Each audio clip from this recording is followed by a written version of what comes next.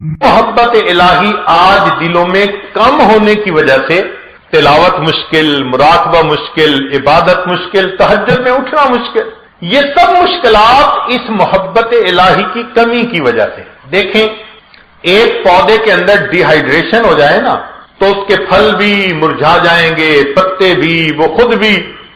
और एक पौधा बिल्कुल तरोताजा, क्यों? उसको पानी सही मिल रहा है। आज मोहब्बत इलाही की डिहाइड्रेशन हुई है, नमाज को दिल नहीं चाहता, सुबह उठना चाहते हैं, फजर में आंख नहीं खुलती। चुनांचे वो अहबाब जो कहते हैं जी मेरी तो कमर में दर्द है हजरत, फजर की नमाज में मुझसे नहीं उठा जाता, जो ये कहते हैं ना, ठीक फजर के 1 घंटे बाद जब उनको कारोबार के लिए जाने का वक्त होता है ना, उस वक्त नहा के नाश्ता करके वो ऐसे भागे जा रहे होते हैं जैसे उनके अंदर जापानी सेल फिट कर दिया किसी ने। अब कमर की दर्द किधर गई भाई? तो मोहब्बत की बात है, दिल कारोबार में अटका हुआ है, रोज के लाखों कमाते हैं, भागे जा रहे हैं। अगर अल्लाह की मोहब्बत दिल में होती तो तहज्जुद के वक्त जागने से कोई रोक नहीं सकता था। इसलिए हदीस पाक में आता है, जब रात का आखिरी वक्त होता है, 3 तरह के फरिश्तों की जमात होती है। अल्लाह ताला एक जमात को फरमाते हैं कि जाओ फला फला फला, वो मेरे नापसंदीदा बंदे हैं, मैं नहीं चाहता कि ये इस वक्त मेरे सामने खड़े हों, इनको थपकी दे के सुलाओ, ये मेरे प्यारों के जागने का वक्त है, ये ना जाग सकें। चुनांचे फरिश्ते आते हैं और थपकी दे के सुला देते हैं कि भाई आपको इजाजत नहीं है इस मौके पे उठने की, वो मालिकुल मुल्क तुम्हारी शक्ल नहीं देखना चाहते। इसलिए जब तहज्जुद का दा हो तो यूं सोचे, ये नहीं कि मैंने नहीं पढ़ी, ये सोचे शायद वो मेरी शक्ल देखना पसंद नहीं करे, तभी तो खड़ा नहीं होने दिया। सुला देते हैं सबको। फिर दूसरी जमात फरिश्तों की फरमाया कि जाओ फला फला मेरे बड़े मकबूल महबूब बंदे हैं, मोहब्बत करने वाले, उनको जगाओ ताकि वो उठें, मेरे सामने सजदे करें, हाथ उठाएं, मैं उनकी मुरादों को पूरा कर दूं। उनको फरिश्ते जगा देते हैं, थके हुए होते हैं, तहज्जुद के वक्त एकदम आंख खुल जाती है, उनके अंदर कोई अलार्म फिट होता है, वो फरिश्ते जगा देते हैं, तहज्जुद पढ़ लेते हैं। और फिर तीसरी जमात के बारे में हदीस पाक में फरमाया कि वो अल्लाह के मुकर्रब बंदे होते हैं, बीमारियां वाले, बुढ़ापे वाले, अल्लाह के मकबूल बंदे, जिंदगी उन्होंने दीन की दावत में, इबादत में गुजार दी होती है। अल्लाह फरमाते हैं अच्छा ये मेरा बंदा इबादत करते करते अब इस बुढ़ापे की उम्र को पहुंच गया, फरिश्तों जाओ जाकर इनकी करवट बदल दो, ये चाहेंगे तो लेटे रहेंगे, चाहेंगे तो जाग जाएंगे, मैं इनके जागने पे भी राजी, मैं इनके सोने पे भी राजी। नमाज में तो इंसान को खैर मिलती है। जो बंदा अल्लाह से खैर लेना चाहे वो तहज्जुद के वक्त उठे और अल्लाह से मांगे, अल्लाह झोलियां भर देते हैं। हदीस पाक में है, अल्लाह ताला फरमाते हैं हल मिन साइलिन फउती अला, है कोई सवाल करने वाला कि जिसे मैं अता करूं। जब बादशाह ऐलान करवा रहा है कोई मांगने वाला जिसे अता किया जाए, और मांगने वाले सोए पड़े होते हैं, तो इनको कैसे मिलेगा? तो तहज्जुद के वक्त में चाहे आप 15 मिनट पहले उठें, आधा घंटा पहले उठें, उठ के 4 रकत पढ़ के अल्लाह से मांगने वालों की फहरिस्त में अपना नाम जरूर लिखवाएं, फकीरों की फहरिस्त में अपना नाम जरूर शामिल कर लें। जब इश्क सिखाता है आदाब सहरगाही, जब इश्क सिखाता है आदाब सहरगाही, खुलते हैं गुलामों पर अंदाज शहनशाही। अत्तार हो, रूमी हो, राजी हो, गजाली हो, कुछ हाथ नहीं आता बेआहे सहरगाही। कोई भी हो, जब तक तहज्जुद का पाबंद नहीं बनेगा, उसको अल्लाह ताला के वो मारिफ नसीब नहीं होंगे। तो अगर वो मारिफ हासिल करना चाहते हैं, हमें अपनी तहज्जुद की नमाज को पक्का करना पड़ेगा। मर्द भी नमाज को पाबंदी से पढ़ें, औरतें भी नमाज को पाबंदी से। ये सबसे अफजल नमाज है सालिकीन के लिए, तहज्जुद की नमाज। फिर उसके बाद इशराक की नमाज है। इशराक की नमाज ये है, इंसान फजर की नमाज पढ़े, फिर अपनी जगह पर बैठे हुए तिलावत करे, तस्बीहात पढ़े, और जब सूरज एक नेजा ऊपर आ जाए तो उस वक्त 2 रकत 4 रकत नवाफिल पढ़ ले। वो इशराक की नमाज कहलाती है। और हदीस पाक में है कि उस नमाज को पढ़ने पर अल्लाह बंदे को 1 हज और 1 उम्रे का सवाब अता फरमाते। हम तो सवाब की खातिर पढ़ते हैं ना, लेकिन जो اللہ والے ہوتے ہیں نا وہ سواد کی خاطر پڑھتے ہیں، مزے کی خاطر پڑھتے ہیں، ان کو ثوابوں کی طلب کم ہوتی ہے، اپنے محبوب سے محبت کا تعلق نبھانے کا ان کو شوق زیادہ ہوتا ہے۔ حضرت خواجہ مجذوب رحمۃ اللہ فرماتے ہیں بندگی سے ہمیں تو مطلب ہے، بندگی سے ہمیں تو مطلب ہے، ہم ثواب و عذاب کیا جانے، بندگی سے ہمیں تو مطلب ہے، ہم ثواب و عذاب کیا جانے، کس میں کتنا ثواب ملتا ہے، عشق والے حساب کیا ہے، عشق والوں کو ان حسابوں کا کیا پتا، وہ تو اللہ کی محبت میں نوافل پڑھ رہے ہوتے۔ اگر اشراق کے نوافل پڑھنے کی عادت پڑ جائے تو پھر اس کے بعد صلاۃ الضحیٰ جس کو چاشت کی نماز کہتے ہیں، یہ دن کے 9 بجے جب سورج اتنا اوپر آ جاتا ہے کہ زمین گرم ہوتی ہے، ننگا پاؤں رکھنے سے پاؤں جلنے شروع ہو جاتے ہیں، اس وقت سے یہ ٹائم شروع ہوتا ہے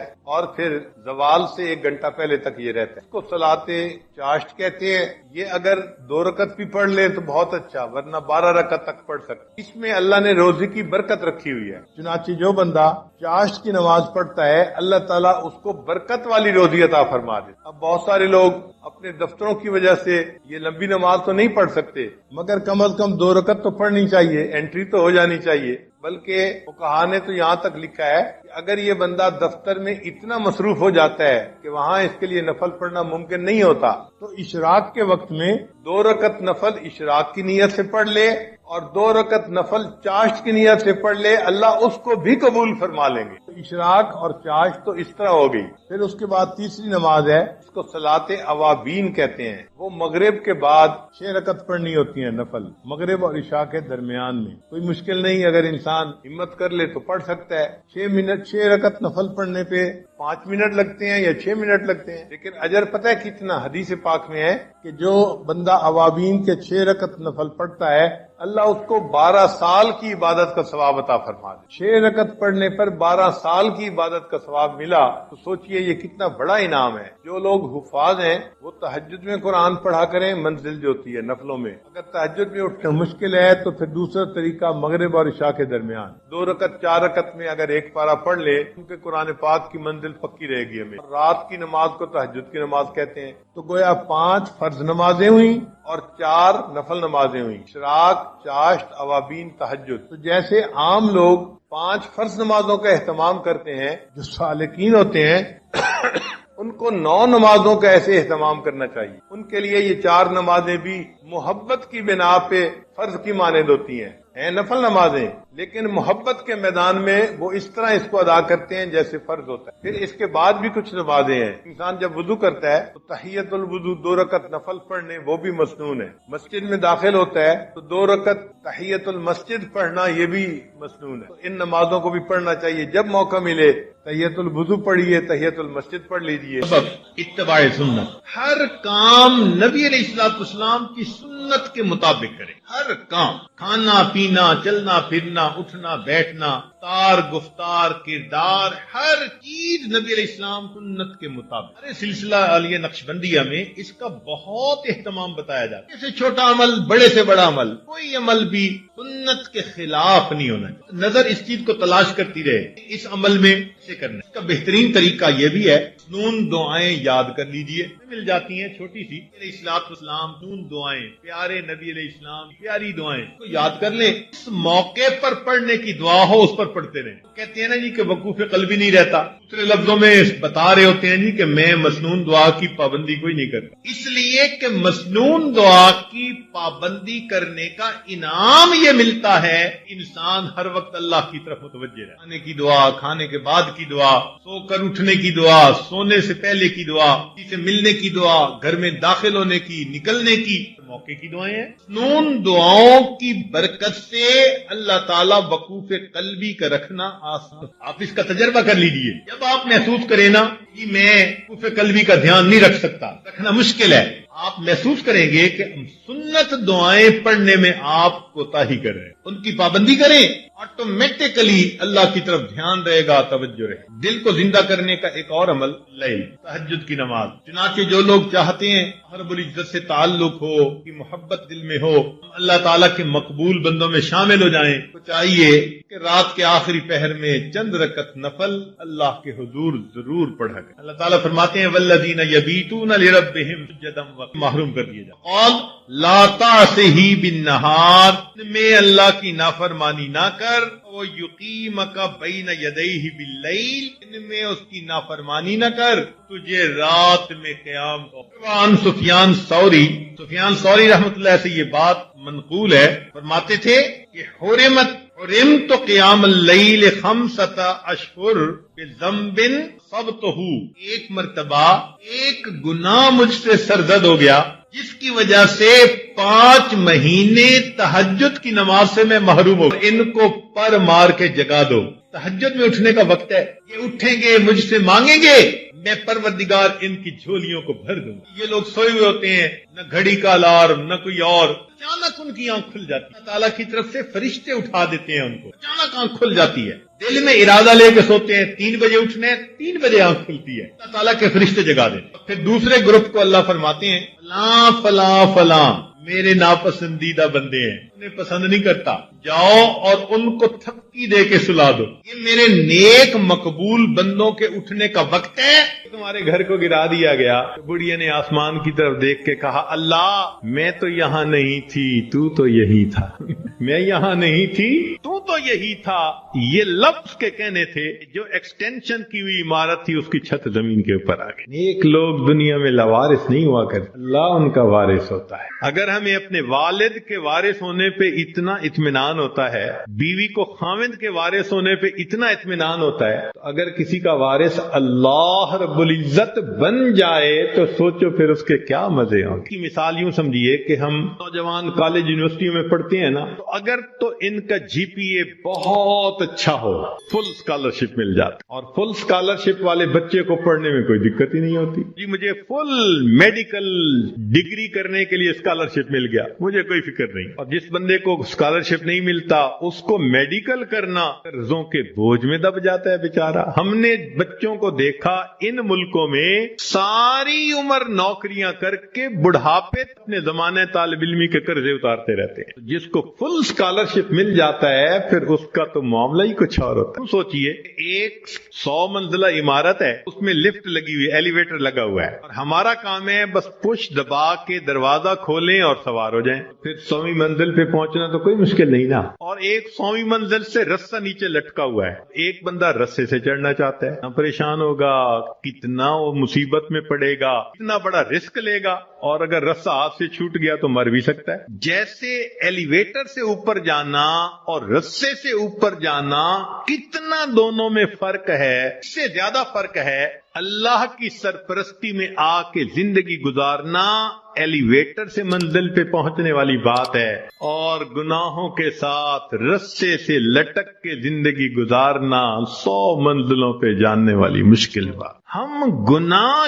کر کر کے اپنے آپ کو اللہ کی سرپرستی سے نکال دیتے ہیں، اور جب سرپرستی سے نکل جاتے ہیں اللہ حال پہ چھوڑ دیتے ہیں، جاؤ تم جانو تمہارا کام جانے، ہماری تو مانتے نہیں۔ شیطان ہمیں بہکاتا ہے، لوگ بھی دھوکے دیتے ہیں، امیدیں توڑتے ہیں، بندہ دنیا میں دھکے ہی کھاتا پھرتا ہے، کشتیاں کرتا ہے اپنے حالات سے، لنگوٹ باندھ باندھ کے اترتا ہے، میں اس مصیبت کو پریشانی سے جان چھڑاؤں، اس سے چھڑاؤں، ایک سے جان نہیں چھوٹتی دوسری اوپر سے، دوسری سے جان نہیں چھوٹتی تیسری اوپر۔ پنجابی زبان میں شعر کسی نے لکھا ہے، اس کا ترجمہ بھی کر دوں گا۔ اس دکھی حیاتی دے پینڈیاں وچ کدی راہ پہ گئے کدی بھلدے رہ، دامن امید دا چھڈیا نہ لکھ جھکڑ انیریاں دے چلدے رہ، جھڑ دے جھڑے ہوئے پتیاں وانگ اسی تیرے جہان وچ رلدے رہ، دامن امید دا چھڈیا نہ اسی نال تقدیر دے گھلدے رہ۔ جیسے پت جھڑ کے موسم میں خشک پتا ہوتا ہے، کبھی ہوا نے یہاں پھینکا کبھی وہاں پھینکا، اللہ کا سہارا چھوڑ کے بندے کا یہی حال ہوتا ہے۔ ایک ہے نیکوکاری کو اختیار کرنا اور اللہ کی سرپرستی میں آ جانا، اللہ ہر کام کو سنوار۔ حدیث پاک میں ہے میرے بندے صبح کے وقت اگر میری عبادت کر لیا کر، میں سارا دن تیرے کاموں میں تیری کفایت کروں گا۔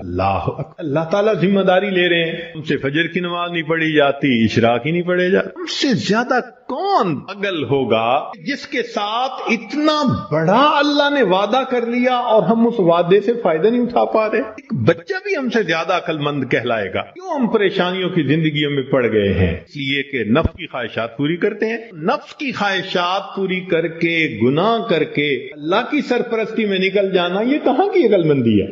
گناہوں کو کر کے کہاں کا سکون ملتا ہے؟ حضرت مفتی محمد شفیع رحمۃ اللہ علیہ فرمایا کرتے تھے، تم جتنا چاہو گناہ کرو، جتنا چاہو گناہ کرو، اگر اللہ نے تمہاری اسی زندگی کو دوزخ کی مانند نہ بنا دیا تو میرا نام بدل دینا۔ واقعی ایسا ہوتا، جو گناہوں کا راستہ اسی کو دیکھا، اجی مر جاتے تو اچھا تھا، مطلب اتنا تو پریشان ہے نا۔ دنیا کی زندگی ایسی ہوتی ہے جیسے جہنم میں ہوتا ہے وہ بندہ۔ گناہوں کے راستے پہ اطمینان نہیں ہے، اطمینان، سکون، کامیابیاں، سکھ اگر دیکھا تو وہ نیکی کے راستے پہ دیکھا۔ وَهُوَ يَتَوَلَّى الصَّالِحِينَ، اللہ تعالیٰ نیکوکاروں کا سرپرست۔ اللہ تعالیٰ تو چاہتے ہیں میرے بندے تمہیں میں اتنا دوں کہ تم بس کرو، مگر میرے نعمتوں کا شکر ادا کرو۔ ہم نعمتیں لینے کو تو تیار ہیں، شکر کرنے کی فرصت نہیں، نماز پڑھنے کے لیے فرصت نہیں۔ اللہ نے فرمایا کہ تم غیر محرم سے نظر کی حفاظت کرو، میں عبادت میں لذت عطا کروں گا۔ نظر کی حفاظت نہیں ہوتی،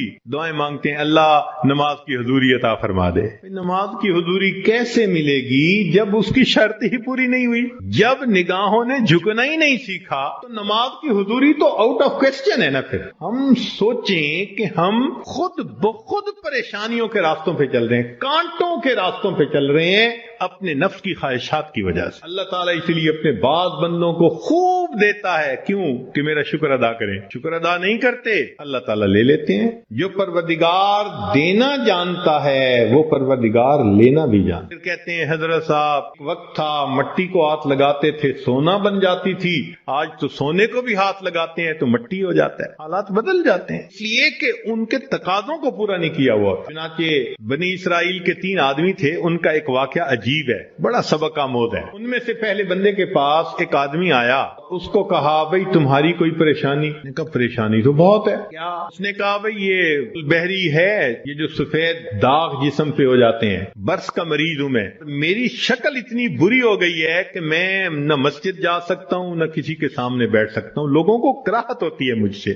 لوگ مجھے نیچی نظر سے دیکھتے ہیں، کم نظر سے دیکھتے ہیں۔ ایک تو میری یہ پریشانی ہے کہ برس کی بیماری ختم ہو جائے، اور دوسرا رزق کی بھی بڑی تنگی ہے۔ اس نے دعا دی اللہ اس کی بیماری کو دور کر دے اور اس کا رزق وسیع کر دے۔ اللہ تعالیٰ نے اس کی بیماری بھی دور کر دی، اس کو ایک گائے عطا فرمائی، اونٹنی عطا فرمائی۔ اونٹنی کی نسل اتنی بڑھی کہ وہ تھوڑے عرصے میں ہزاروں اونٹوں کا مالک بن گیا، بڑا ملٹائی ملینر ہو گیا۔ وہ بندہ دوسرے کے پاس گیا، اس نے کہا بھئی آپ کی کوئی پریشانی؟ اس نے کہا جی سر پہ بال نہیں ہے، گنجا ہوں اور جہاں بیٹھتا ہوں لوگ میرا مذاق اڑاتے ہیں، دوسرا یہ کہ کاروبار بھی میرا نہیں چلتا تو رزق کی بھی پریشانی ہے۔ اس نے دعا دے دی اللہ اس کے بیماری کو بھی دور کر دے، اس کو رزق میں بھی برکت دے دے۔ اللہ کی شان کہ اس کے سر پہ خوبصورت بال بھی اگائے، اس کو ایک گائے ملی اور گائے کی نسل اتنی بڑھی تھوڑے دنوں میں سینکڑوں گایوں کا مالک، امیر آدمی بن گیا۔ وہ بندہ تیسرے کے پاس، وہ آنکھوں سے اندھا تھا، بھئی آپ کی کوئی پریشانی؟ اس نے کہا جی کہ میری پریشانی تو یہ ہے کہ میری بینائی نہیں ہے،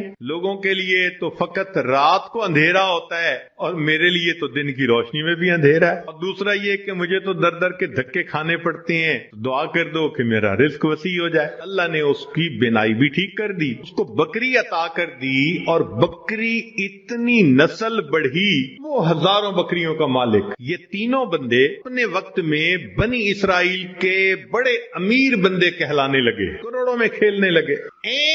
جب ان کی شہرت تھی، عزت تھی، مال و دولت کی ریل پہ کھیل تھی. اب پہلے کے پاس وہ بندہ آیا اور کہنے لگا کہ بھئی میں محتاج ہوں, اللہ کے نام پہ آپ سے مانگنے کے لیے آیا ہوں, اللہ ہی نے آپ کو سب کچھ دیا ہے, آپ کے پاس تو کچھ نہیں تھا, پلیز آپ مجھے کچھ اللہ کے نام پہ دے دیں. تو بڑا غصہ آیا کہ یہ تم نے کیسی بات کی ہے کہ تمہارے پاس کچھ نہیں تھا, میں تو شروع سے ایسا اور امیر اور یہ اور وہ, مفت کا کہیں سے پیسہ ملا ہے میاں, میں نے کمائی کی ہے, محنت سے کمایا ہے, فلاں کی ہے, خبردار جو تم نے ایسی بات کی کہ تمہارے پاس کچھ نہیں تھا. اس نے کہا بھئی مجھ سے خفا نہ ہو, بس آپ جیسے تھے اللہ آپ کو ویسا کر دے. یہ کہہ کے چلا گیا اور وہی ہوا. برس کی بیماری بھی دوبارہ ہو گئی. ایسی بیماری پھیلی کہ جتنے اس کے اونٹ اونٹنیاں تھے ایک ایک کر کے بالآخر سارے مرتے گئے. جہاں تھا وہیں پہنچ گیا. دوسرے کے پاس گیا, محتاج ہوں, اللہ نے آپ کو اتنا دیا ہے, میں بھی آیا ہوں اللہ کے نام پہ لینے کے لیے, تو آپ دیں. ایک وقت تھا آپ کے پاس کچھ نہیں تھا, پھر اللہ نے آپ کو دیا, آج اتنا کچھ ہے.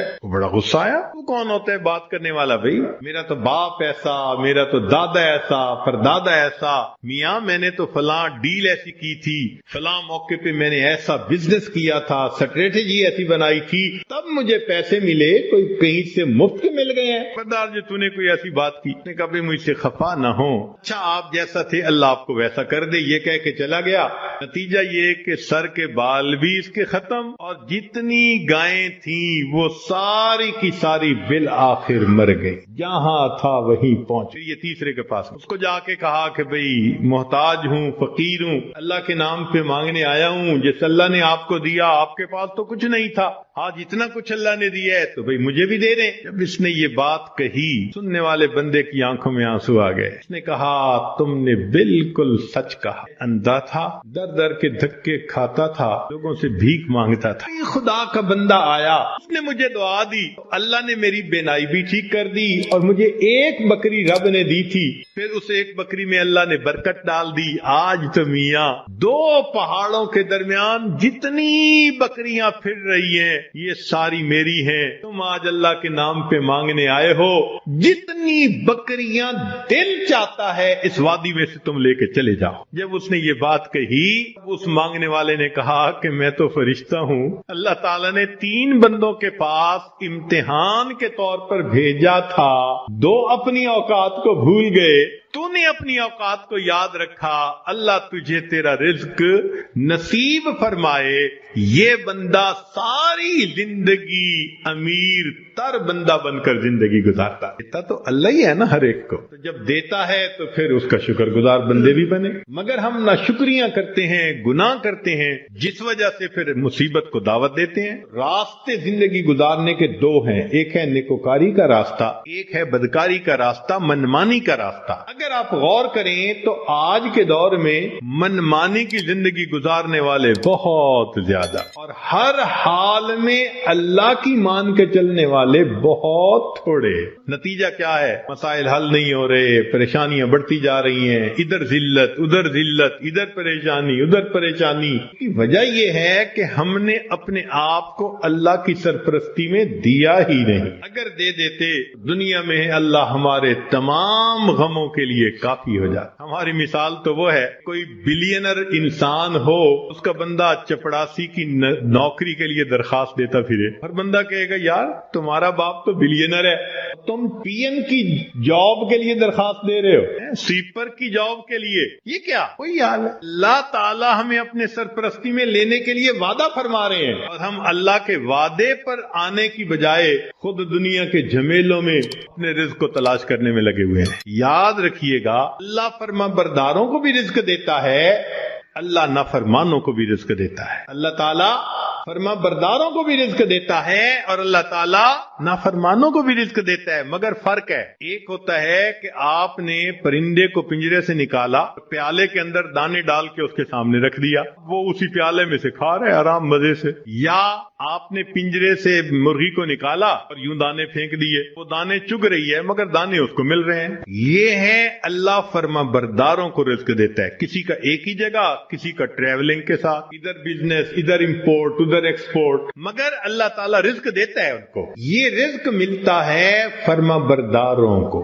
ایک رزق ہوتا ہے کہ آپ نے اگر چوہے کو پھنسانا ہو، اس کو بھی تو آپ ہنڈی کے اندر گوشت کا ٹکڑا لگا کے رکھتے ہیں، پنیر کا ٹکڑا. یہ بھی رزق تو مل رہا ہے نا، مگر کس کے لیے؟ کہ یہ ہمیشہ کے لیے پھنسے قابو آئے. نافرمانوں کو بھی اللہ رزق دیتے ہیں مگر چوہے کی طرح کہ یہ پکڑا جائے گا، اس کی گت بنائے. ہم سوچیں کہ ہم فرما برداروں کا رزق لیتے پھر رہے ہیں یا نافرمانوں کی طرح رزق کماتے. معاملہ تو ہمارے اوپر ہے. اللہ تعالیٰ فرماتے ہیں الیس اللہ بکاف عبدا، اللہ اپنے بندے کے لیے کافی نہیں ہے؟ کتابوں میں لکھا ہے اے بندے تیری مرضی ہے، ایک میری مرضی ہے. اگر تو چاہے کہ تیری مرضی پوری ہو، میں تجھے تھکا بھی دوں گا، تیری مرضی کو بھی پورا نہیں ہونے دوں. اور اگر تو چاہے کہ میری مرضی پوری ہو تو میرے بندے میں تیرے کاموں کو بھی سنوار دوں گا، تجھے رزق میں بھی وسعت عطا فرما. اللہ کی مان کے ہم چلیں تو اللہ ہمارے سارے مسئلوں کو حل کر دیں گے،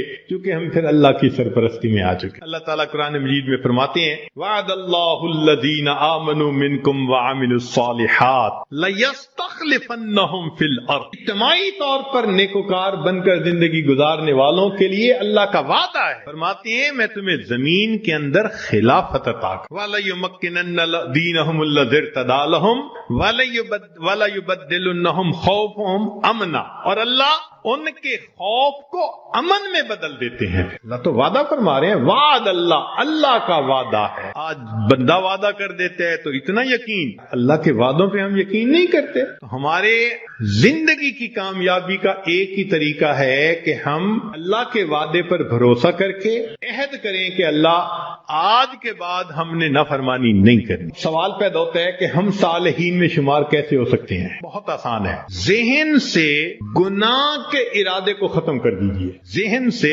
گناہ کے ارادے کو ختم کر دیجئے. اللہ میں نے آپ کے کسی حکم کی نافرمانی نہیں کرنی، اور جو کر چکا میں توبہ کر رہا ہوں. پہلا قدم کہ آئندہ گناہ کی نیت کو ذہن سے نکال دینا. دوسرا کہ اگر پھر گناہ ہو جائے تو پھر توبہ کرنا. یہ دو کام کر لیجئے. ایک بھی اسی وقت پچھلے تمام گناہوں سے سچی توبہ کی نیت کر کے عہد دل میں کر، اللہ آئندہ میں آپ کی مان کے چلوں گا، ہر کام آپ کے نبی علیہ السلام کی سنت کے مطابق کروں گا، دین کے مطابق کروں گا، شریعت کے مطابق کروں گا، من مانی نہیں کروں گا. اگر بالفرض پھر گناہ ہو جائے تو پھر توبہ کرے. جو ایسا کرے گا وہ نیکوکاروں میں شمار ہوگا اور وہ اللہ کی سرپرستی میں آ جائے گا. جب تک ہم اللہ کی سرپرستی میں نہیں آئیں گے ہماری پریشانیاں ختم نہیں ہوں گی. ہم نے دنیا میں دیکھا ہے پرائی بکری کو کوئی گھاس نہیں ڈال. ہم نے کلمہ تو پڑھا نا تو لیبل تو لگ گیا نا کہ یہ مسلمان ہیں. اب اگر اللہ کے در سے بھی کچھ نہ ملے تو کسی اور در سے کیا ملے گا؟ بلکہ ہم نے تو دیکھا ہے کہ جس کتے کے گلے میں پٹے کا نشان ہو نا اس کو ہر کوئی دھتکار دیتا ہے، جائے اپنے مالک کے دروازے سے کھائے. بالکل ہمارا یہی حال ہے. جدھر رخ کرتے ہیں ہمیں دھتکارا جاتا ہے، جاؤ اپنے رب سے مانگو. جا رب سے مانگنے کے لیے نیک